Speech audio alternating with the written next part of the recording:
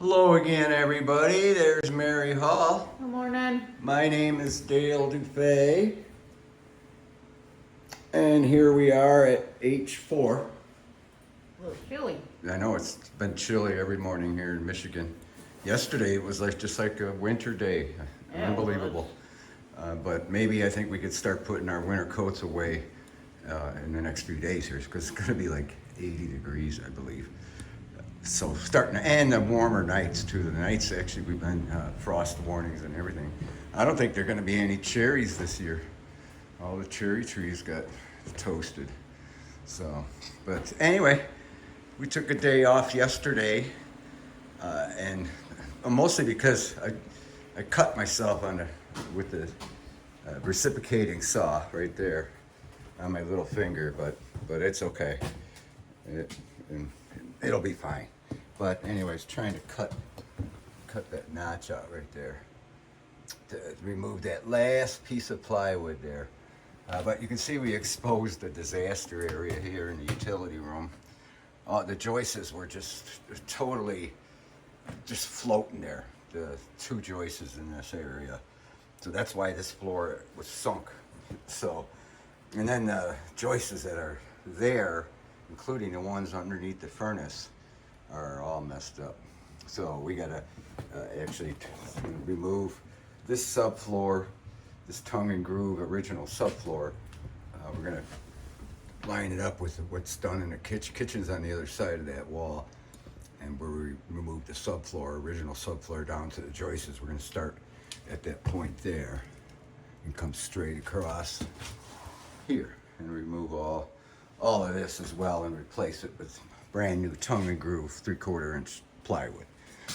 But the problem is the furnace. So I'd like to have it removed, but that might not be possible as far as time wise and getting somebody to do it, because I don't want to do it personally. I could if I had to, because I know what has to be done, but the professional might have tricks to it, because obviously it would have to be removed if it was going to be replaced. And this I don't think has to be replaced. It looks like a relatively new setup, and it's that not high efficiency, because the exhaust intake and exhaust go right out the PVC pipes. I don't know why they got it going out the roof. Usually they go out the side of the house somewhere. Maybe it wasn't possible here, but at any rate, it's a high efficiency furnace. So, and air conditioning. Today we're going to drain the water heater and get it out of the way, because it looks like that floor might be compromised as well. Because we're just at this point, we're gonna do the job right, Mary? Just do it. You know, if the floor needs to be replaced. See, the problem is sure you can save it and you know go over it and everything, but underneath it is there's mold and mildew and that's just not good, you know. A lot of the stuff we've been removing here has been covered with mold, and you know it's just simply not good for you. So we're gonna eliminate it for not only being, you know, soft and weak, you know, and barely being able to hold that heavy water heater, but it's also been compromised as far as mold and mildew and whatnot. So that's our intentions here, and then when this is all over, you know, we're going to take this paneling down. Look at that wallpaper underneath it. See that, Mary? Well, like oriental wallpaper. But we want to get it down to where it's all nice drywall, taped properly. It's very important to tape all the seams in the drywall because of fire reasons. They call that fire taping.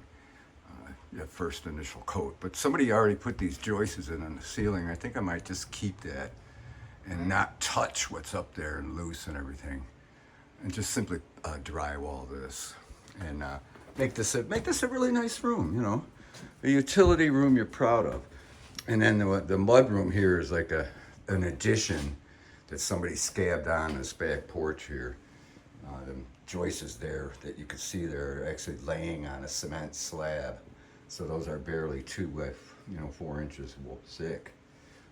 So, but at any rate, this floor looks like it might might have had a problem as well because the washer and dryer was here. And it just looks like there's just been a major water problem here as far as leaking. I think, in fact, the tenant moved. She kept her lease and was good at paying her rent and everything, but I guess she simply left during the winter because she couldn't afford to fill the propane tank again, and simply left and, not turning the water off and winterizing it, or even knowing better. So I think that's what happened. So obviously, before we button everything up, we're going to make sure all the plumbing is fine.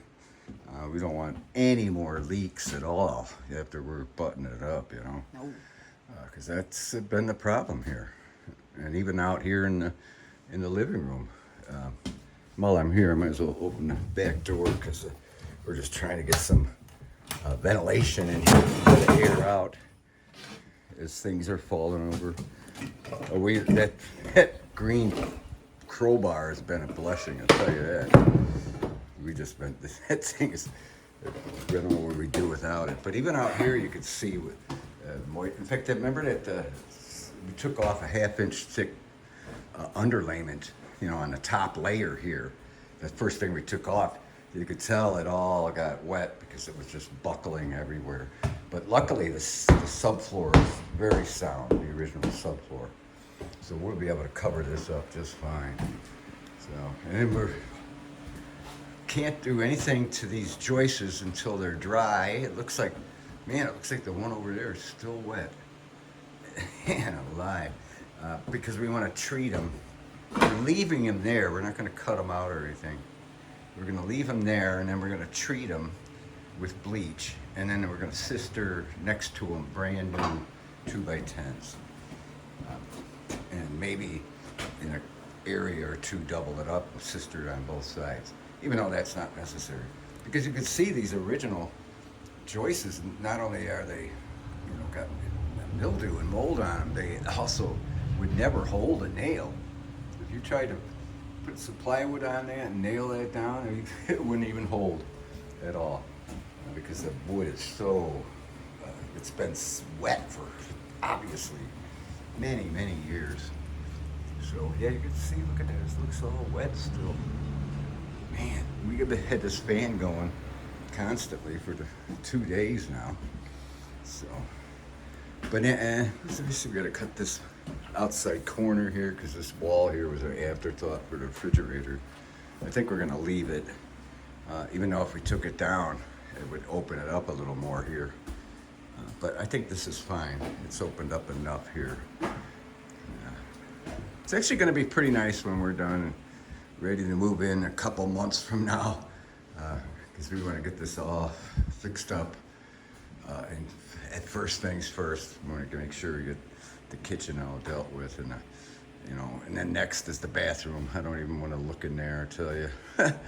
So, is there anything you want to say, Mary? Mask and all, before we end this video? Just want to say I love you guys. Hope you guys have a wonderful day. All right. We have a good day work here. I know, right? We're looking forward to it. All right, so with that, we thank you for watching, and we'll talk at you later. Love you.